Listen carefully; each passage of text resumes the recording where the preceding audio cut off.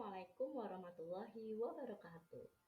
Saya Nandra Nur Oktavia dari SMK Kesehatan Sadewa, calon guru penggerak angkatan ke-9. Pada aksi nyata kali ini di modul 1.4 tentang budaya positif, saya melakukan diseminasi budaya positif di sekolah. Berikut kegiatan diseminasi budaya positif di sekolah kami. Selamat menyaksikan.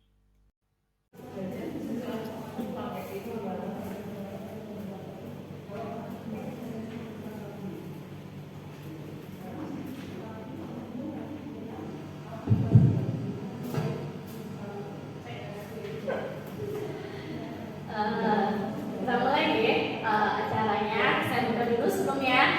Assalamualaikum warahmatullahi wabarakatuh. Waalaikumsalam warahmatullahi wabarakatuh. Oke, terima kasih untuk kehadirannya ya, Bapak Ibu guru.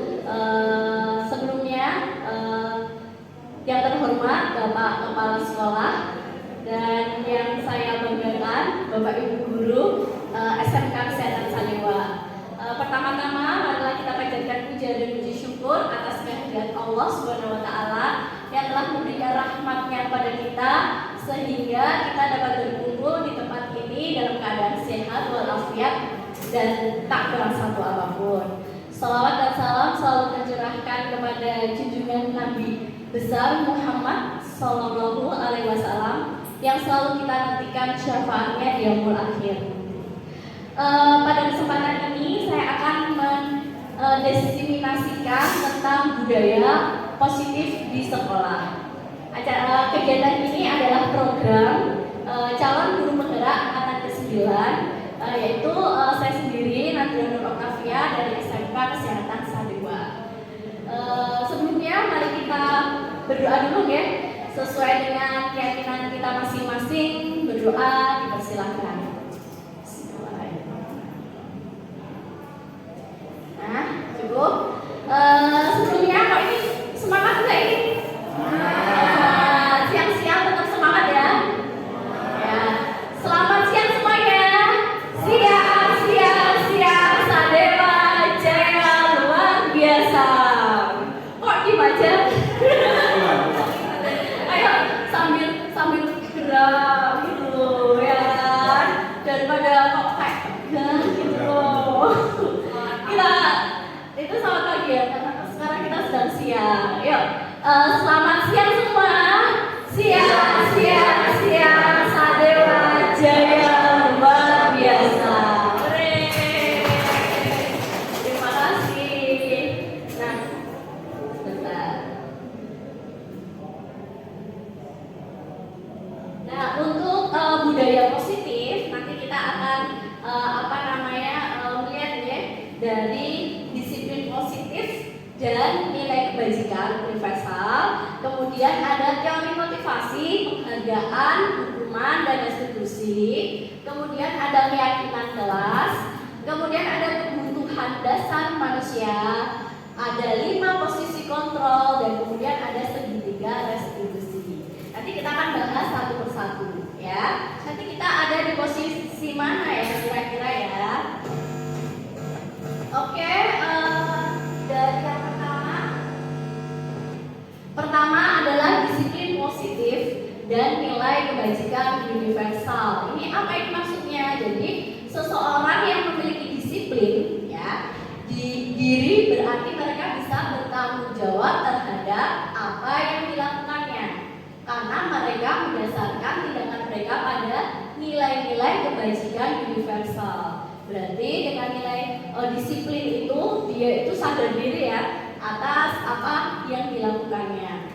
Kemudian sebagai pendidik, nah ini ya kita sebagai pendidik di SMK Kesehatan Sadewa, tujuan kita adalah menciptakan anak-anak yang memiliki disiplin diri sehingga mereka bisa berperilaku dengan mengacu pada nilai-nilai kebajikan universal dan memiliki motivasi intrinsik, tapi bukan dengan ekstrinsik begitu.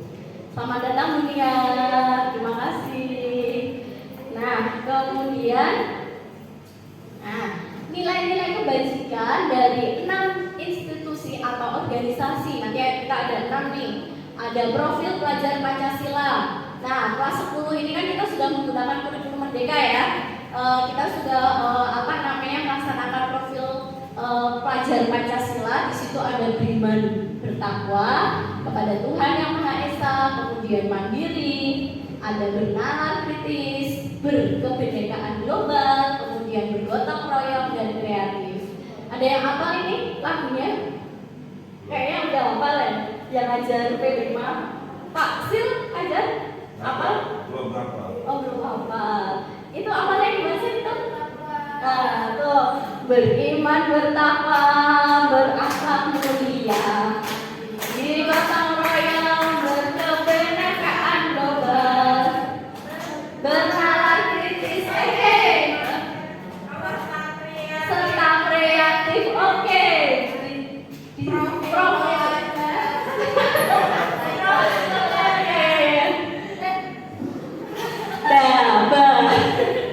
Jadi ada nyanyiannya ya itu ya, kemarin kita sudah menyampaikan itu kepada Ustaz Didi. Ada profil pelajar Pancasila. Kemudian ada nilai-nilai kebajikan dari 6 institusinya itu adalah Ibu. Nah, sikapnya apa? Sikap murid ada toleransi, kemudian rasa hormat, integritas, mandiri, kemudian ada antusias, empati, keingintahuan, kreativitas, kerjasama, percaya diri, dan komitmen. Ada lagi ini apa ya? 9 pilar karakter. Ada apa?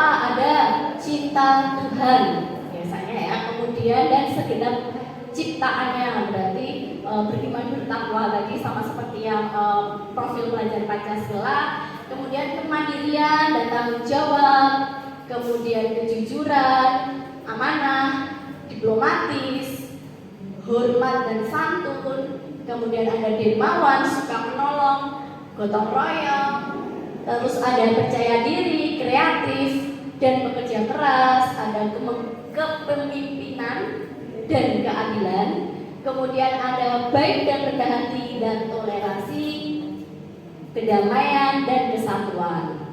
Nah, ini sikap-sikap baik semuanya ya, karena kan nilai-nilai kebajikan, ya kan? Terus ini ada lagi, ada empati, kemudian suara hati, kayak ya Bayu nih, suara hati apa mas? Bayu nih, suara hati istri. Ada kontrol diri, rasa hormat, kebaikan, toleransi, dan keadilan. Begitu. Wah, ada lagi nih, adalah keterampilan hidup. Nah, keterampilan hidup apa? Dapat dipercaya, lurus hati, pendengar yang aktif, kemudian tidak merendahkan orang lain dan memberikan yang terbaik dari diri. Ini nilai-nilai kebajikan semuanya ini. Nah, ada lagi nih banyak sekali ya nilai kebajikan, yaitu yang baik-baik semuanya, yang semoga nanti itu bisa menjadi kebiasaan positif di sekolah kita, sehingga menjadi karakter peserta didik maupun karakter para pendidiknya. Gitu. Nah, ada ini udah masuk ke bab yang kedua ya, yaitu teori motivasi, penghargaan, hukuman, dan restitusi. Ini apa ini maksudnya? Jadi biasanya kita kalau misalnya ada peserta didik yang melanggar peraturan yang tidak sesuai sama keyakinan kelas, kalau awal-awal pembelajaran kan kita bisa biasanya melakukan keyakinan kelas atau apa misalnya kesepakatan kelas, ya kan? Nah, kalau tidak sesuai itu kita berada di mana? Nah, ada hukuman. Jadi kalau hukuman tentu saja ya, ketika peserta didik melakukan kesalahan, langsung kita memberikan hukuman, ya kan? Kemudian ada konsekuensi. Berarti di sini kalau konsekuensi itu biasanya sesuai sama tata tertibnya. Kalau kamu lakukan ini konsekuensinya apa? Katanya kan. Sedangkan restitusi itu adalah memecahkan permasalahan peserta Misalkan ditanyain, kamu terlambat kenapa, nak? Gitu kan. Oh, saya ini bangunnya kesiangan, Bu. Kita tanya lagi, kenapa bangun kesiangan? Tidak langsung menjudge. Oh, lah kamu itu loh begadang terus. Nah, kan kita harus tahu alasannya kenapa. Siapa tahu dia bangun kesiangan karena tadi malam berjalan tugas atau ada masalah lain. Makanya kita harus mencari alasan kenapa peserta didik itu melakukan kesalahan. Gitu ya. Kemudian keyakinan kelas, ini kita masuk yang ketiga. Keyakinan kelas atau kesepakatan kelas, insya Allah semuanya sudah melakukannya ya. Biasanya pada saat awal pembelajaran. Keyakinan kelas itu apa? Nah, tujuan keyakinan kelas itu nilai-nilai keselamatan atau kesehatan inilah yang kita sebut sebagai suatu keyakinan, yaitu nilai-nilai kebajikan universal yang disepakati secara tersirat dan tersurat, lepas dari latar belakang suku, negara, bahasa maupun agama. Nilai-nilai kebajikan bahwa menekankan pada keyakinan seseorang akan lebih memotivasi seseorang dari dalam. Nah, seorang akan lebih bergerak dan bersemangat untuk menjalankan keyakinannya daripada hanya sekedar mengikuti serangkaian peraturan tertulis tanpa makna. Murid-murid pun demikian, mereka perlu mendengarkan dan memahami arti sesungguhnya tentang peraturan-peraturan yang diberikan.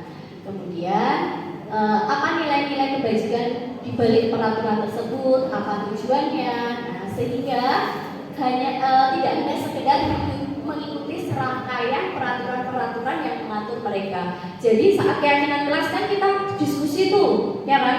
Bukan langsung misalnya gurunya nanti kalau misalnya ini tidak boleh ini, ya kan? Berarti kan kita berdiskusi, ayo keyakinan kelas kita, bagaimana saat pembelajaran. Boleh tidak makan, tidak boleh kayak gitu. Boleh tidak minum, boleh Bu asalkan izin. Siapa tahu kan peserta didik sedang batuk atau keselak mungkin ya, keselak kan boleh kalau minum, tapi kan asalkan izin dulu. Nah, biasanya kan kita kalau dalam keyakinan kelas itu atau kesepakatan kelas itu kita diskusi, bukan kita langsung memberikan peraturan ini seperti itu. Kemudian, prosedur pembuatan keyakinan kelas atau keyakinan sekolah. Jadi pertamanya ya, mempersilahkan warga sekolah atau murid-murid di sekolah atau di kelas untuk bercurah pendapat tentang peraturan yang perlu disepakati. Nah, yang perlu disepakati apa? Kita berdiskusi.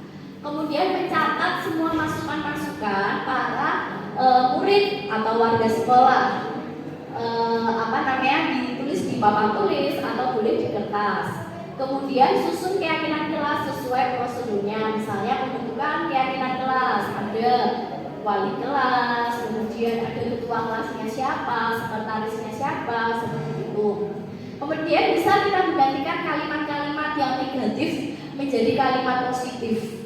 Contohnya misalkan, jangan berlari di kelas atau di koridor. Kita ubah menjadi berjalanlah di kelas atau di koridor. Kan biasanya kalau kita jangan, ini malah dilaksanakan, ya kan?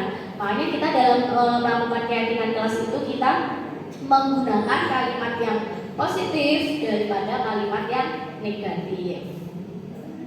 Kemudian ditinjau kembali nilai-nilai kebaikannya. Biasanya nilai-nilainya itu tidak terlalu banyak. Kenapa tidak terlalu banyak? Supaya peserta didik itu bisa hafal keyakinan kelas kita. Misalnya keyakinan kelas sampai 15 sampai 20, nggak hafal toh. Makanya itu kita mencari yang umumnya saja. Seperti itu biar peserta didik itu tahu apa batasan-batasan yang bisa dilakukan saat pembelajaran atau saat di luar pembelajaran. Kemudian keyakinan kelas itu nanti bisa ditempel di ruang kelas seperti itu, ditulis yang besar supaya peserta didik ingat. supaya peserta didik tahu, oh ini keyakinan kelas kita, supaya juga sadar, oh tidak boleh melakukan seperti ini. Nah, seperti itu. Nah, ini yang terakhir ya, tadi keyakinan kelas diletakkan di dinding kelas, di tempat yang mudah dilihat semua warga. Kemudian pembentukan keyakinan kelas itu ada keyakinan kelas bersifat lebih abstrak daripada peraturan yang lebih rinci atau konkret. Jadi harus sesuai ya sama kita. Kemudian keyakinan kelas berupa pernyataan-pernyataan universal, terus kemudian pernyataan keyakinan kelas senantiasa dibuat dalam bentuk tadi kalimat positif. Kemudian keyakinan kelas hendaknya tidak terlalu banyak, sama seperti yang saya sampaikan tadi, sehingga mudah diingat dan dipahami sama peserta didik. Keyakinan kelas sebaiknya sesuatu yang dapat diterapkan di lingkungan sekolah ya, karena kita sekarang berada di sekolah, dan semua warga kelas tidaknya ikut berkontribusi dalam pembuatan. Makanya tadi kita harus berdiskusi dengan peserta didik jika kita akan melakukan kegiatan untuk pembuatan keyakinan kelas. Kemudian bersedia meninjau kembali keyakinan kelas dari waktu ke waktu. Oh misalnya semester ini sudah baik, apalagi yang harus ditinjau ya. Oh yang kemarin itu ada permasalahan tapi belum ditulis. Nah silakan bisa ditulis gitu. Kemudian ini ada kebutuhan dasar manusia, tapi sebelumnya masih semangat ya ini? Masih. Oh masih. Kalau kita ice breaking dulu gimana? Boleh ya. Oke. Nanti ice breaking-nya adalah tangkap dan ini apa namanya kalau gini tuh? Ambil tangan atau tangkap. Jadi nanti kita melingkar. Setiap saya bicara tentang apel ya. Nanti silakan yang ini diginiin, yang ini diambil. Nah coba berdiri sekarang, juga ngantuk.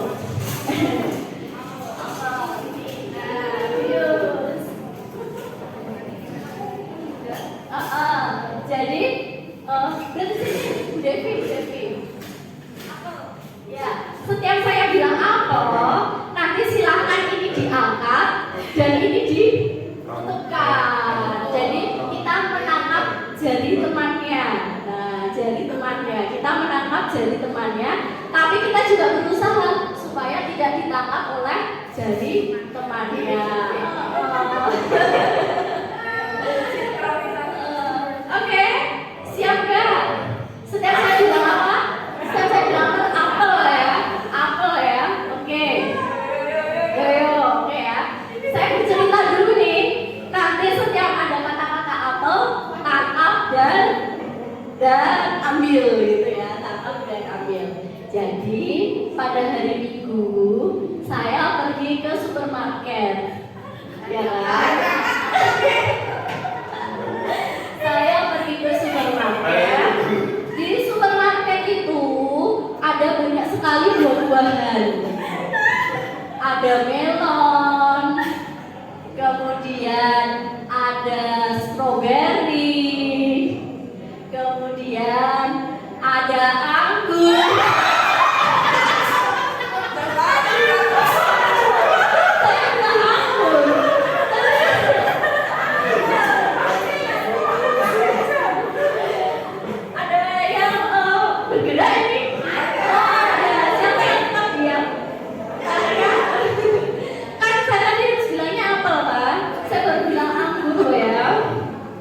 Ada anggur. Kemudian saya berjalan lagi. Ternyata di sana ada rak-rak untuk berbelanja sabun. Kemudian ada rak-rak juga. Di sana ada pasta gigi.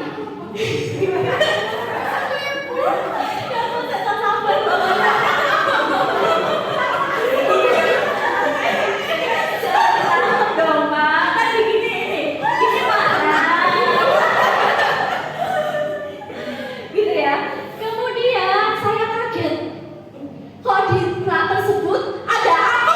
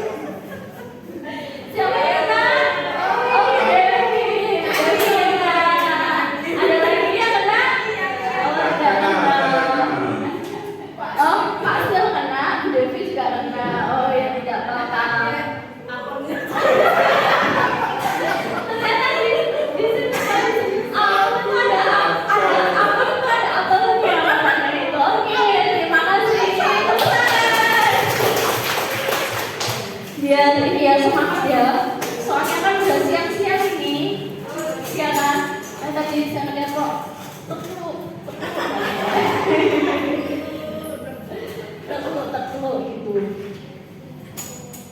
Oke, kita mulai. Tapi bunyi apa kok dilihatin itu gerak nggak ya? Apa videonya? Semoga nggak pulang ya. Gerak kok Bu. Oh ya, terima kasih Bu Nia. Oke. Nah, tadi gimana tentang apa namanya? Yang taruhnya diinget cuma apa?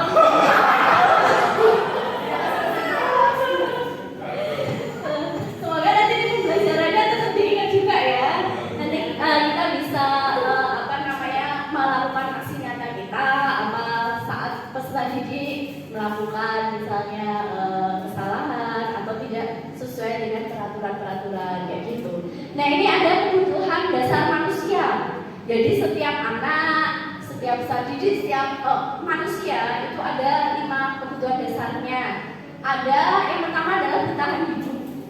Kemudian ada kasih sayang dan rasa diterima, ada kebebasan, ada kesenangan dan ada penguasaan. Nah ini maksudnya seperti apa ya? Nah, ibunya habis ketemu. Aduh maaf sekali ya. Sorry ini wali kelas janjian wali kelas SD kita nanti bukan bisa. Oh PNS ya, alhamdulillah. Semoga nanti kita bisa menyusul juga jejak Bu Ambar ya. Nih ada kayak apa namanya kasus kita lihat ya. Ibu Ambar guru wali kelas 2A di SD Pelita Hati. Nah, sedang bingung menghadapi ulah salah satu murid di kelasnya yaitu namanya Doni. Beberapa anak di kelas 2A telah datang padanya dan mengeluhkan Doni yang seringkali meminta bekal makan siang mereka dengan paksa. Jadi Doni sebenarnya minta beli koncone, ya kan? Kemudian jika Anda menghadapi situasi seperti Bu Ambar, apa yang akan Anda lakukan? Kemudian menurut Anda kira-kira apa alasan Doni melakukannya? Coba Bu Yus bisa? Oh, coba Miss Dea. Kalau Miss Dea sebagai Bu Ambar, apa yang dilakukan kepada Doni saat apa namanya peserta didik lain? Tanya Bu Doni bawa bekal tidak, kenapa tidak bawa bekal? Terus ibunya nasihatnya kenapa misalkan nggak bawa bekal? Terus kenapa kok Doni suka memaksa temannya? Apa kenapa? Ya alasannya kenapa memaksa teman? Ya, baik, terima kasih. Jadi kita tanya dulu alasannya ya, tanpa harus kamu dulu. Nah, sekolah lagi udah kita wajibkan ya. Peserta didik kan memang di SMA Raksan Sadewa ini harus membawa bekal makan kayak gitu. Kamu ini loh nggak pernah bawa bekal dan seperti itu ya. Jadi kita menanyakan dulu apa alasan Doni mengapa tidak membawa bekal. Kemudian setelah tahu alasannya, kita apa namanya bisa tahu apa yang kita lakukan selanjutnya, ya kan? Nah, jadi Doni ini ngapain? Kenapa dia tidak membawa bekal? Nah, tadi ada 5 apa namanya kebutuhan manusia. Nah, contohnya ya. Yang pertama kebutuhan bertahan hidup. Bertahan hidup. Kebutuhan bertahan hidup adalah kebutuhan yang bersifat fisiologis. Untuk bertahan hidup misalnya ada kesehatan, ada rumah, ada makanan, kayak gitu. Kebutuhan biologis sebagai bagian dari proses reproduksi termasuk kebutuhan untuk tetap bertahan hidup. Nah, komponen psikologis pada kebutuhan ini meliputi kebutuhan akan perasaan aman. Kemudian dalam kasus Doni tadi, nah pada saat kasus Doni tadi ya, apabila jawaban Doni ketika ditanya oleh Bu Ambar adalah karena ia lapar dan orang tuanya tidak membawakan bekal makan siang, nah, maka kebutuhan dasar yang sedang berusaha dipenuhi oleh Doni adalah kebutuhan apa? Bertahan hidup.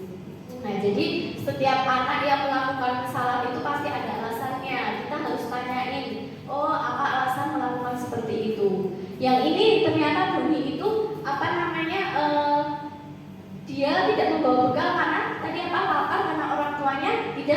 membawa bekal. Jadi dia berusaha untuk bertahan hidup. Lagi lapar ya kan?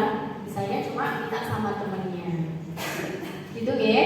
Kemudian setelah bertahan hidup ada kasih sayang atau rasa diterima atau kebutuhan untuk diterima. Ini maksudnya apa? Yaitu kebutuhan ini adalah 3 kebutuhan berikutnya. Berarti nanti ya, tadi kan yang kebutuhan pokok, kebutuhan bertahan hidup. Nanti sekarang dan nanti adalah hubungan atau koneksi sosial. Berarti koneksi antara teman, ya. Meliputi kebutuhan akan hubungan dan koneksi sosial, kebutuhan untuk memberi dan menerima kasih sayang, dan kebutuhan untuk merasa menjadi bagian dari suatu kelompok. Jadi itu merupakan kebutuhan kasih sayang. Kemudian anak-anak yang memiliki kebutuhan dasar kasih sayang dan rasa diterima yang tinggi biasanya ingin disukai dan diterima oleh lingkungannya. Kemudian mereka juga akrab dengan orang tua. Biasanya mereka belajar karena suka kepada gurunya. Dan bagi mereka teman sebaya sangatlah penting. Nah, karena kan butuh kasih sayang, saling menyayangi antara teman. Nah, Nek Doni tadi pas ditanyain jawabannya apa? Mengambil bekal temannya karena dia merasa senang. Temannya jadi memperhatikan dia, berarti istilahnya kayak apa? Caper, ya kan? Kayak caper mencari perhatian. Nah, ketika temannya melaporkan tindakan itu pada gurunya dan gurunya memberitahu orang tuanya, sehingga orang tuanya jadi memperhatikan dia.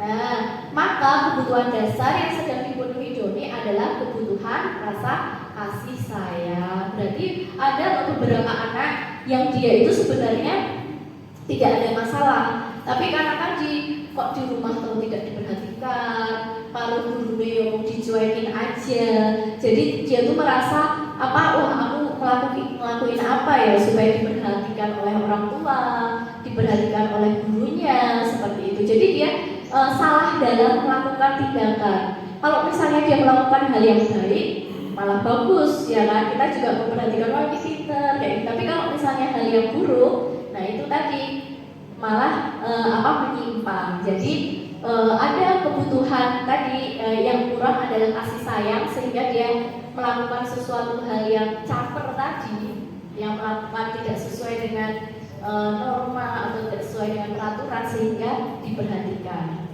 Gitu ya. Jadi sudah tahu tadi kebutuhan bertahan hidup, dan ini adalah kebutuhan rasa kasih sayang atau diterima. Ada lagi nih, adalah kebutuhan kebebasan. Kebebasan itu berarti apa? Yaitu kemandirian, bebas, mandiri, otonomi, memiliki pilihan. Nah, itu adalah kebebasan. Mampu mengendalikan arah hidup seseorang. Jadi kalau anak-anak dengan kebutuhan atau kebebasan yang tinggi menginginkan pilihan. Jadi kadang kita merasa dewasa ya, pada anak kita langsung kamu pakai baju ini aja ya, kamu makan ini aja ya. Padahal seharusnya lebih baik lagi kita menawarkan, ya kan, supaya anak itu bebas memilih.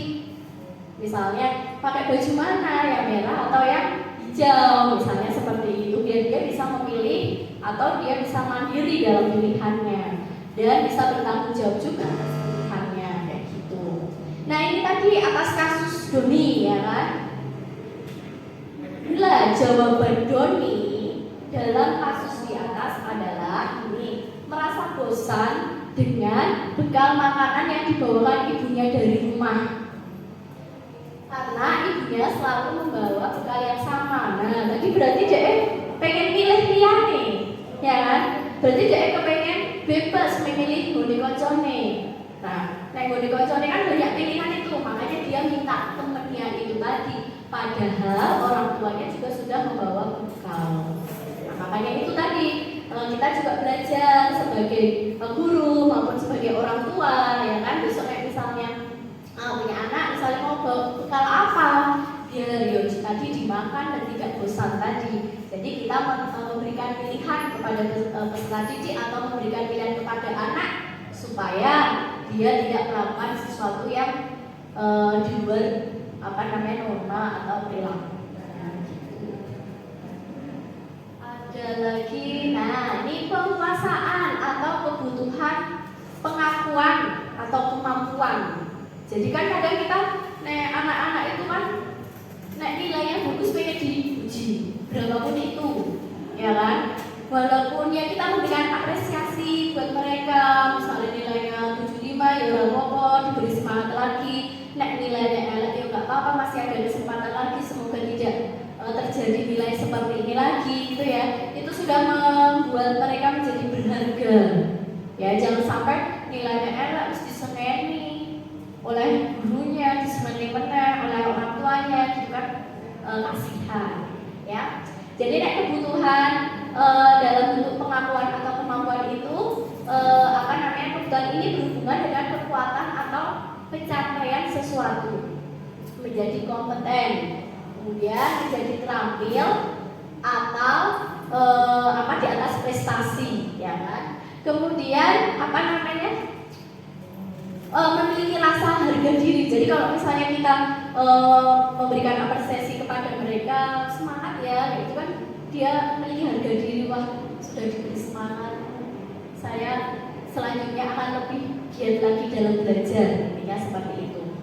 Kemudian anak-anak yang memiliki kebutuhan dasar akan penguasaan yang tinggi biasanya selalu ingin menjadi pemimpin, ya. Mereka juga suka mengamati sebelum mencoba suatu hal yang baru dan merasa kecewa jika melakukan kesalahan. Kayak gitu. Mereka juga biasanya rapi dan sistematik, selalu ingin mencapai yang terbaik. Saya yakin ada besar didik kita yang seperti ini ya, pengen menjadi yang wow gitu, menjadi yang pemimpin seperti itu ya. Kemudian kalau misalnya dalam kasus Joni menjawab seperti ini, kalau ditanyain, dia merasa hebat karena temannya jadi takut dengan dia dan menuruti keinginannya. Maka sebetulnya Doni sedang berusaha memenuhi kebutuhannya, yaitu kebutuhan kekuasaan. Jadi dia mengapresiasi, oh aku kepengen ditakuti temannya, biar aku bisa menjadi pemimpin, biar teman-temanku itu mau sesuai sama kehendak saya. Kayak gitu dia bisa melakukan itu tadi, misalnya jaluk makan temannya, meminta bekal temannya, seperti itu. Jadi kebutuhan dasar setiap anak-anak itu tadi berbeda-beda. Gitu. Kemudian ada ini tadi udah ya? Oh ya sudah. Kemudian ada 5 posisi kontrol nih. Mari kita lihat videonya. Nah, ada di mana posisi kita saat peserta didik itu melakukan kesalahan atau tidak sesuai dengan peraturan. Nanti ada 5 posisi ya. Ada posisi penghukum, kemudian pembuat merasa bersalah, ada posisi tenang, ada posisi pemantau dan manajer. Nanti coba kita introspeksi diri, saya itu sedang berada di posisi mana. Gitu. Ini sebentar.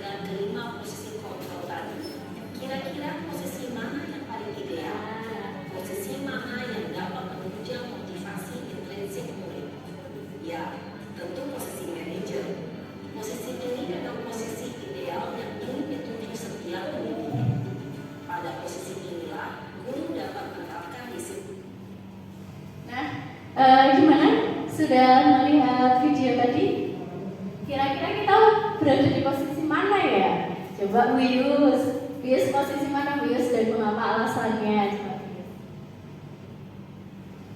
Terima kasih Bu Nanda atas kesempatannya.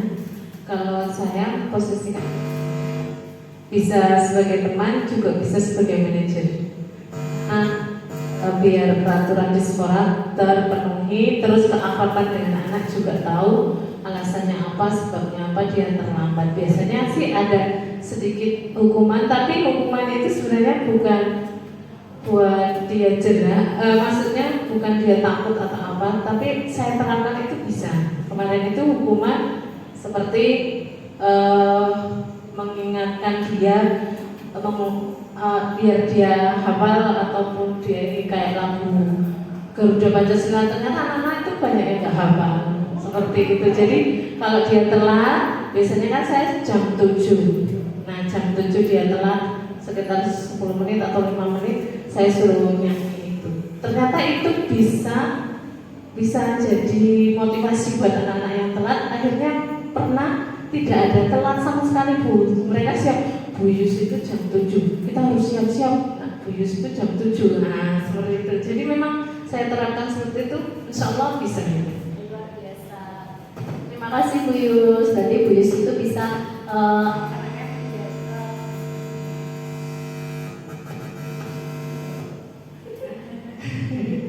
berarti Bu Yus itu bisa di posisi teman, juga bisa menjadi di posisi manajer. Karena biar kamu posisi teman supaya lebih akrab gitu ya sama peserta didik.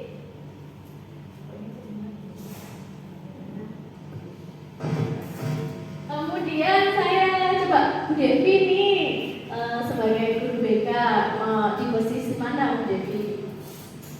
Ya, terima kasih kesempatannya Bu Nanda. Kalau saya hampir sama kayak Bu Yus, di posisi teman dan di posisi manajer. Karena apa? Kalau misalnya BK memang apa sekali itu BK sama siswa. Kita jadi teman buat anak-anak. Cuman posisi teman itu memang ada kekurangannya, yaitu anak jadi terus menyepelekan yaitu tentang merasa dekat dengan gurunya. Bagusnya posisi manajer ditambah dengan posisi manajer.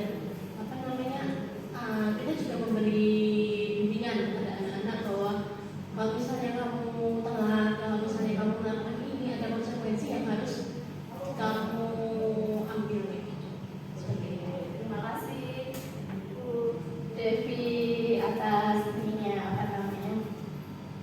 Kemudian apakah ada di Bapak Ibu di posisi menghukum langsung gitu tanpa bertanya alasannya, langsung kamu mari makan atau kamu gini gitu, nggak ada guys.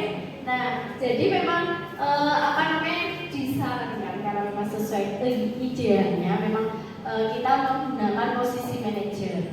Karena apa? Karena nanti peserta didik itu memiliki kesadaran sendiri untuk berubah agar tidak melakukan kesalahan itu. Nah kita itu cuma sebagai manajer cuma mengingatkan, oh ini tuh salah, kalau salah itu kamu harus gimana, kemudian kalau supaya tidak terulang itu kamu harus bagaimana. Nah kita kan mengembalikan lagi ke peserta didik untuk perbuatan apa atau perlakuan apa yang akan mereka ambil supaya tidak melakukan kesalahan itu lagi. Beda nanti soalnya kita jadi posisi yang menghukum. Oh paling orang peserta didik malah jengkel sama kita. Ada bahkan peserta didik kalau melihat berita-berita ya, karena mungkin dia dihukum jadi mangkel karo gurune, jadi berbuat kriminal ya kan, bisa sampai misalnya menusuk, semoga tidak terjadi di sekolah kita, atau malah nanti misalnya menggeboske bani gurune, motornya atau mobilnya nah gitu. Jadi kalau menghukum itu memang langsung dia terkena, tapi kan terkena rasa sakit hati karena telah dihukum, rasa kecewa juga, dan mungkin juga rasa dendam. Kemudian tadi kalau merasa bersalah, posisi merasa bersalah, jadi kita kayak merasa kamu gak kasihan kok sama saya, sudah menerangkan panjang lebar, sudah membuat soal banyak-banyak, kamu malah ngerjainnya pilih langsung. Karena kan kita seperti itu ya. Terus habis itu malah kamu saat saya menjelaskan malah berbicara sendiri sama temannya. Kamu nggak kasihan sama saya, atau kamu nggak kasihan sama orang tua, kayak gitu kan? Secara spontan kita bilang seperti itu ya.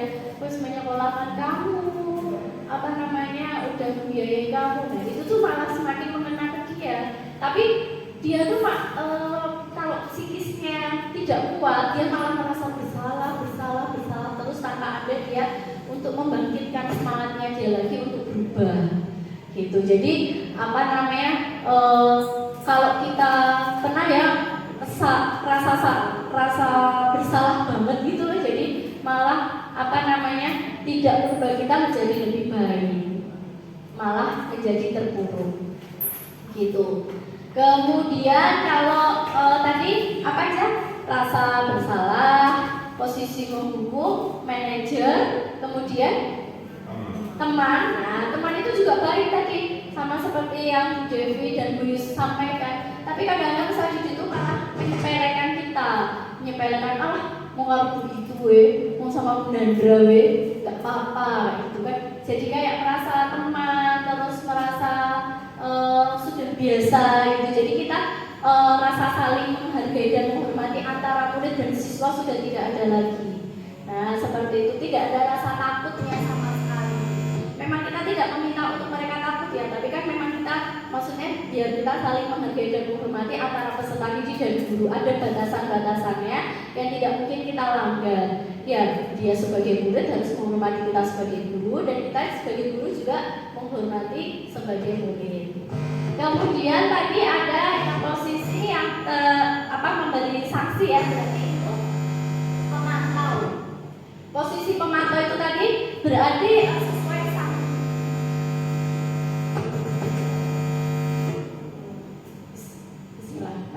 Posisi pemantau ini berarti sesuai sama peraturan-peraturan yang ada, diberikan sanksi-sanksi sesuai sama peraturan yang ada di sekolah. Jadi yang kalau biasanya data, udah tahu toh terlambat gimana, isi buku poin atau isi Google Form. Nah itu sebagai posisi pemantau atau apa namanya sesuai sama peraturan-peraturan yang berlaku.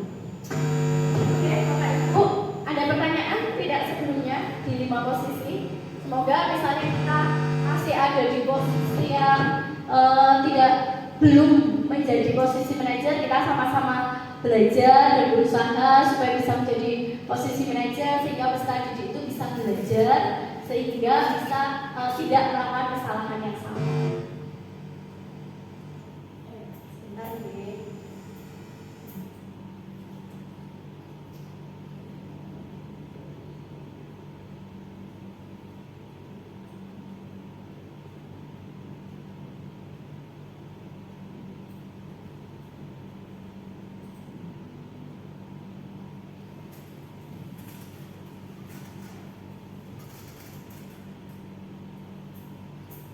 Tadi Bapak Ibu info.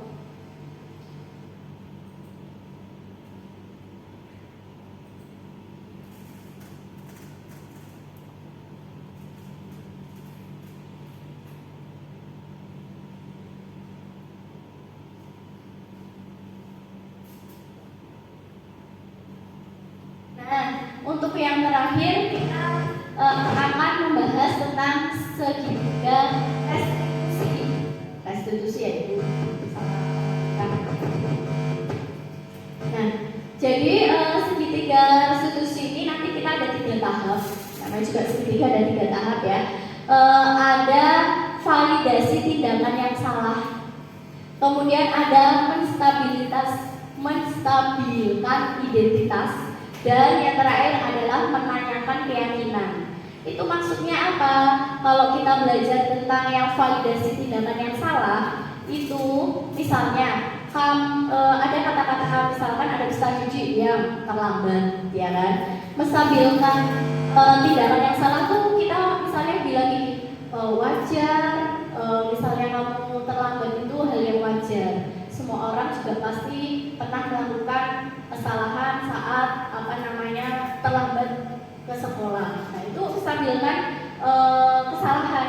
Mengapa ada di segitiga restitusi itu ada menstabilkan kesalahan supaya apa? Supaya strategi itu tidak down, tidak sangat begitu merasa bersalah.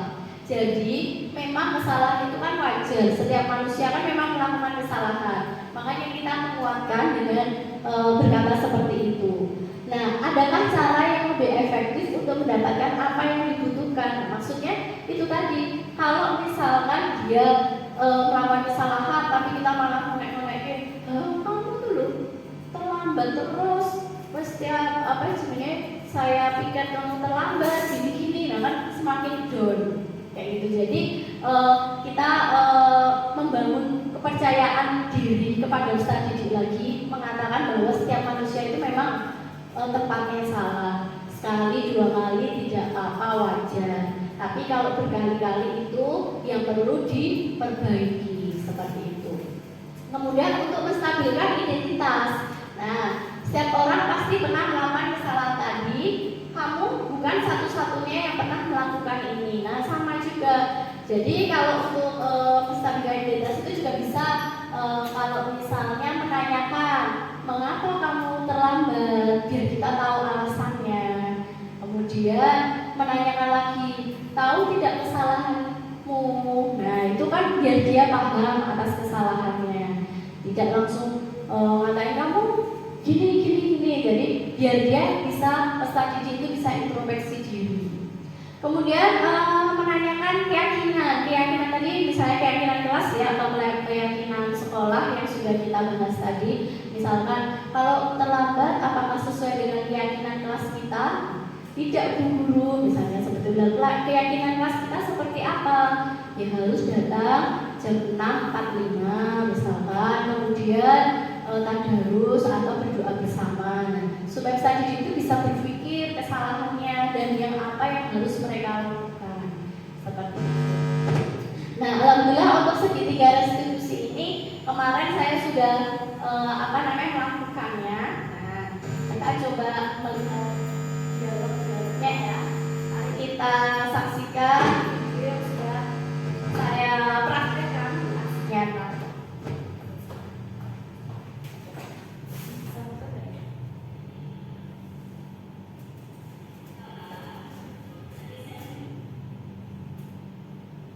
Ini Rara ya, kelas 12 as ketiga, melakukan tidak melakukan tugas PK setelah pulang sekolah.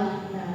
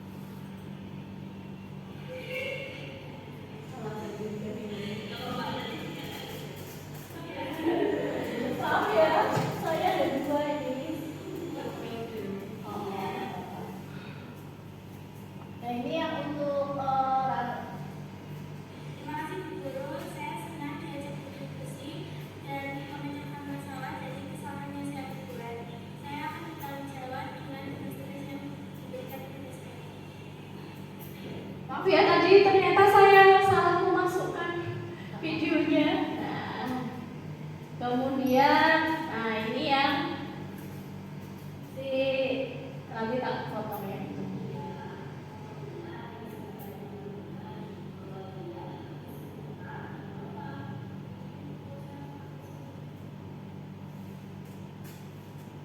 Satu lagi Bapak Ibu terus selesai.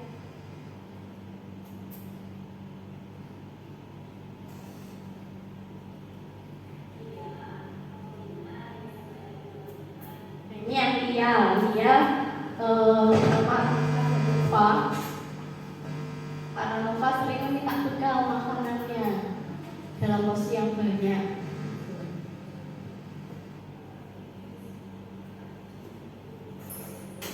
Beneran ya? Kurang ya. Apa mana kita ini kan?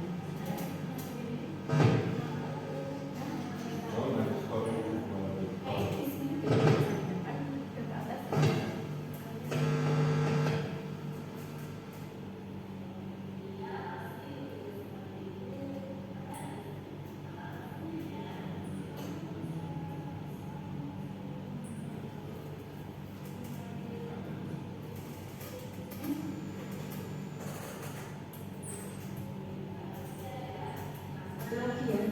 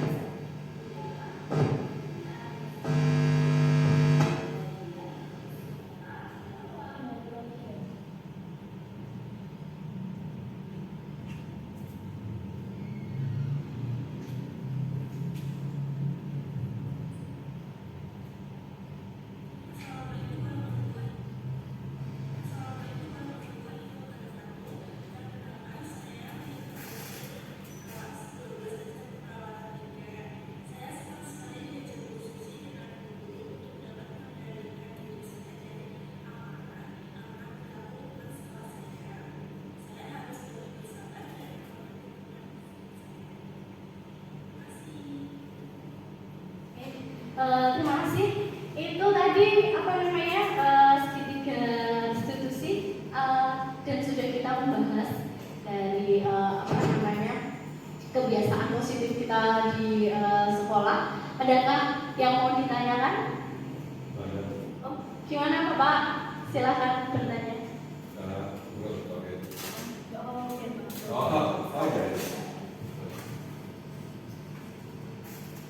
Pertanyaan saya sebenarnya sederhana Bu. Apakah video yang Ibu tadi berhadapan dengan murid itu settingan atau live? Settingan Bapak. Untuk apa namanya kegiatan guru pun tidak saya, tetapi kata-katanya atau apa motivasinya kata-kata itu sesuai sama yang segitiga institusi. Ya, kenapa saya tanyakan? Menurut saya artinya jawaban anak itu sudah diatur dari dulu. Dan kalau Ibu kan saya tahu, Ibu pasti sudah mempersiapkan pertanyaan-pertanyaan itu. Menurut saya, kenapa tidak langsung coba dengan live itu? Ya, Ibu yang siapkan pertanyaan, biarkan dia jawab apakah sesuai. Terima kasih. Terima kasih Bapak. Apa masukan yang sangat bagus sekali nih Pak. Untuk misalkan saya video.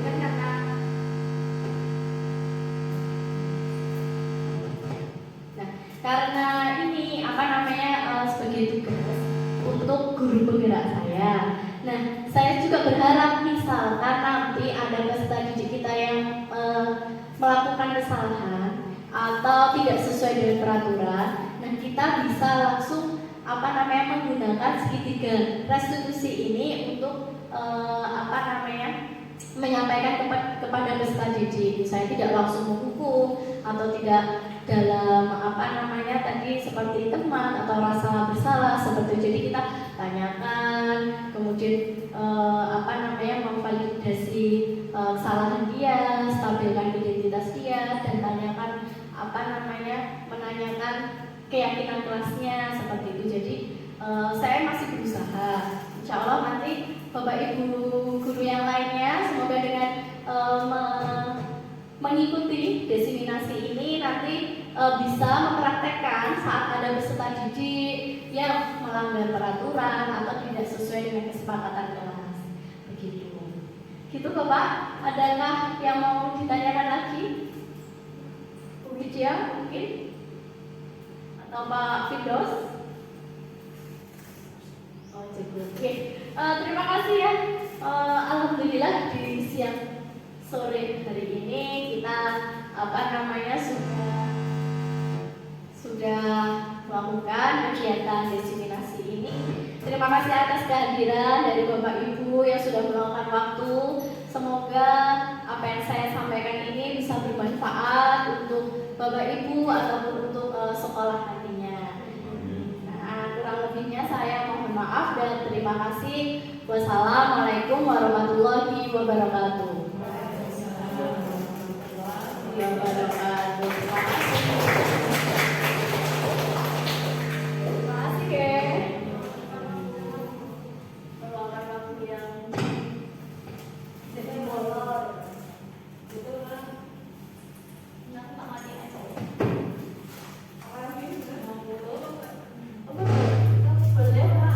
Boleh. Ini apa ya? Ada